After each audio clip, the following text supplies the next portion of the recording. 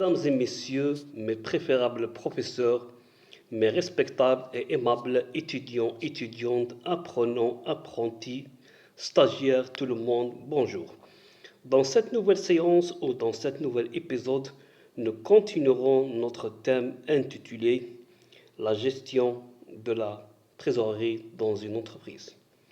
Donc, dans la séance passée ou l'épisode précédent, nous avons entamé, abordé, expliqué, évoqué le sous-thème intitulé Les sources de financement de la trésorerie dans une entreprise.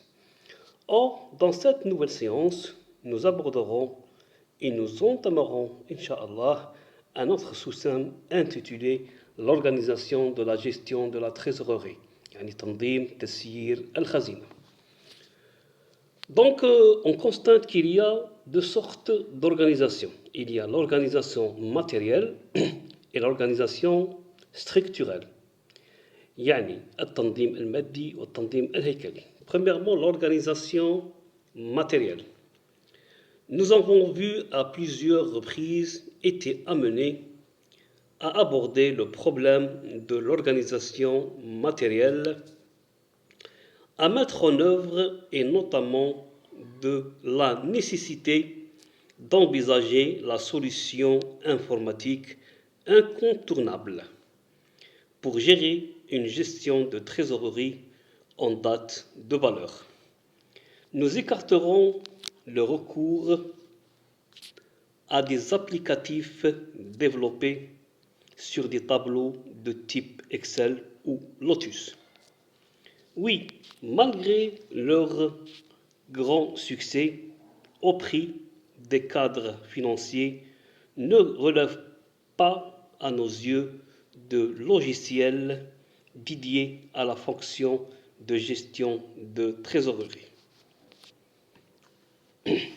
La solution informatique est donc essentiellement dictée par le choix du logiciel le plus adapté aux besoins de l'entreprise, du choix du logiciel retenu.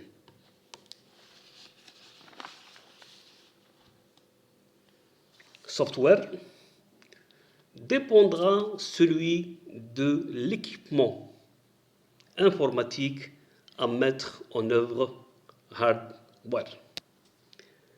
Traditionnellement, s'agissant du choix d'une solution informatique de gestion, le problème se pose entre soit le recours à une solution spécifique développée par l'entreprise, solution standard, paramétrable, selon les besoins et les spécificités de l'entreprise. Les spécificités d'un tel logiciel n'étant que rarement telles qu'elles, nécessitent le développement d'une solution spécifique aux seuls besoins de l'entreprise. Il semble aujourd'hui incontournable de recourir à la solution présentant le meilleur rapport qualité-prix, à savoir la solution micro-informatique standard, avec un logiciel paramétrable. Il nous semble que l'on peut classer les logiciels de trésorerie standard vendus sur le marché français en deux catégories.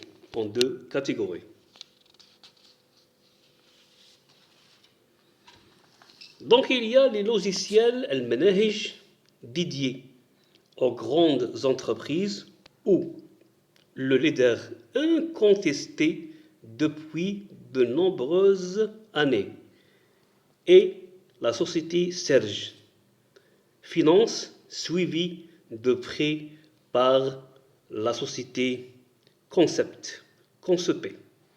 La solution ou la société concepée.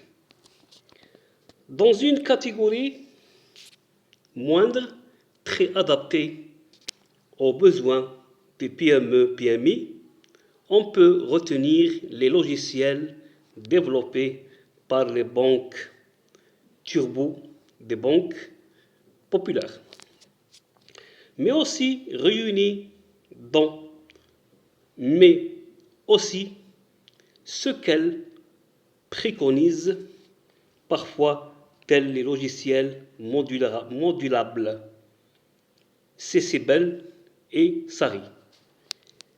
Aujourd'hui, réunis dans une offre commune depuis la reprise de ces deux sociétés par l'éditeur et le distributeur de logiciels britannique Sage. Cette solution logicielle présente l'avantage de proposer toute une gamme complète de logiciels complémentaires, c'est-à-dire la comptabilité, la paie, la gestion commerciale, etc. Donc ces deux catégories de logiciels proposent des modules compatibles, permettent de moduler selon leurs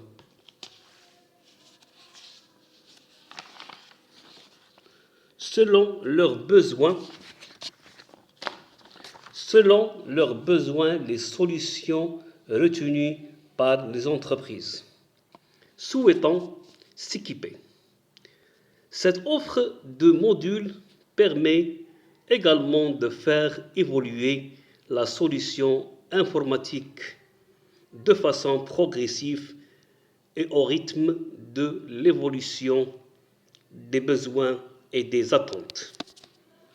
Il est à noter que certaines petites entreprises choisissent les logiciels conçus par des petits éditeurs ou de très grands généralistes tels Microsoft et son logiciel Money ou encore Quicken.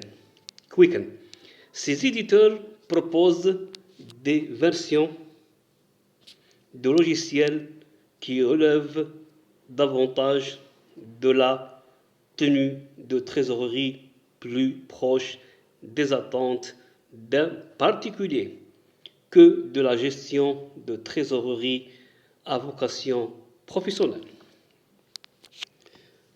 De plus, la plupart des serveurs bancaires ne permettent pas de récupérer directement les informations traitées par ces logiciels. Le meilleur choix appartient donc aux éditeurs ou aux décideurs, c'est-à-dire les dirigeants, les directeurs financiers, les responsables comptables, etc., susceptibles de trouver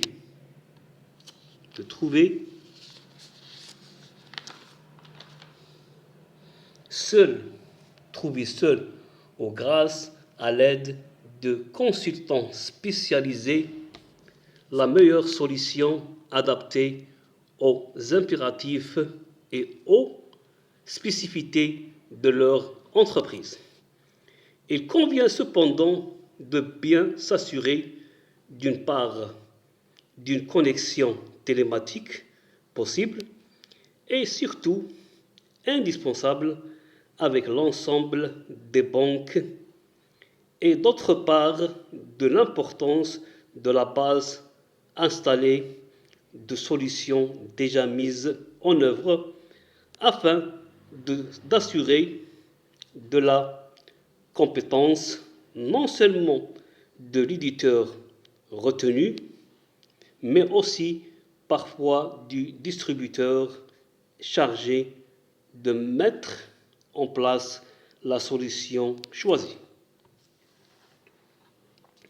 Dans la plupart des cas, les principaux éditeurs que nous avons cités sont capables de répondre aussi bien à des installations sur l'ensemble du territoire français, mais en plus d'en assurer la maintenance indispensable en cas de difficulté ou de mise à jour éventuelle.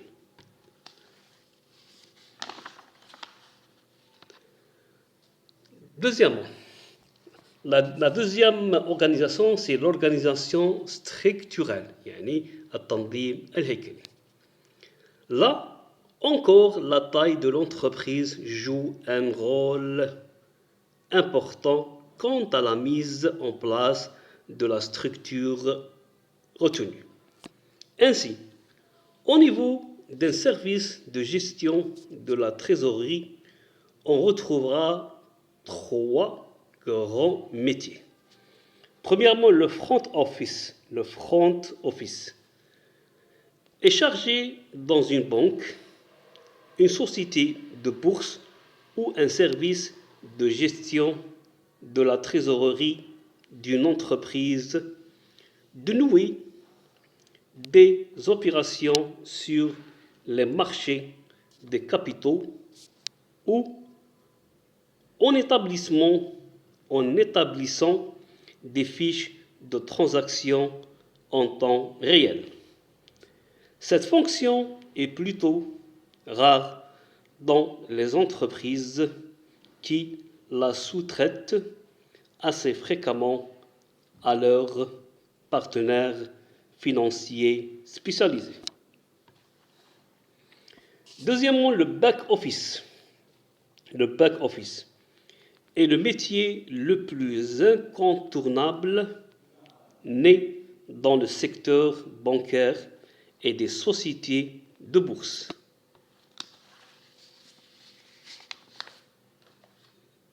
Il est désormais présent dans de nombreuses entreprises qui ont mis en place un système de gestion de trésorerie en date de valeur.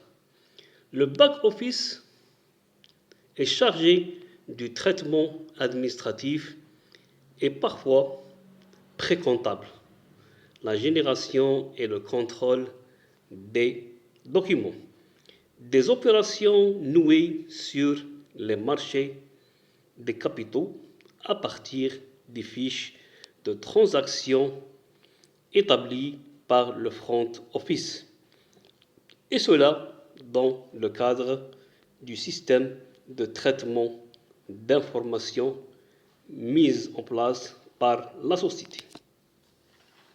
Troisièmement, le middle office. Le middle office est pour sa part chargé du gestion ou du choix et de la mise en œuvre des stratégies de gestion de la trésorerie à plus ou moins long terme,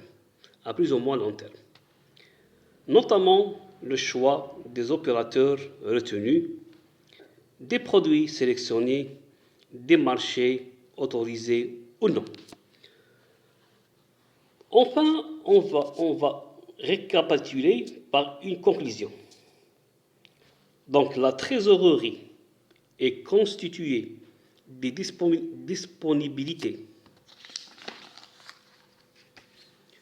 dont dispose l'entreprise, quel que soit en banque, en centre de chèques postaux ou dans les caisses de l'entreprise.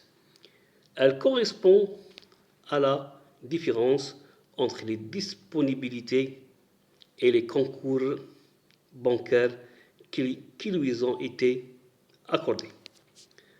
La trésorerie est au centre de toutes les opérations menées par l'entreprise, qu'elles concernent l'exploitation ou les autres activités. Elle est la traduction en termes monétaires de toutes les décisions et les opérations de l'entreprise. Enfin, on vous remercie de votre attention, de votre suivi et de votre patience.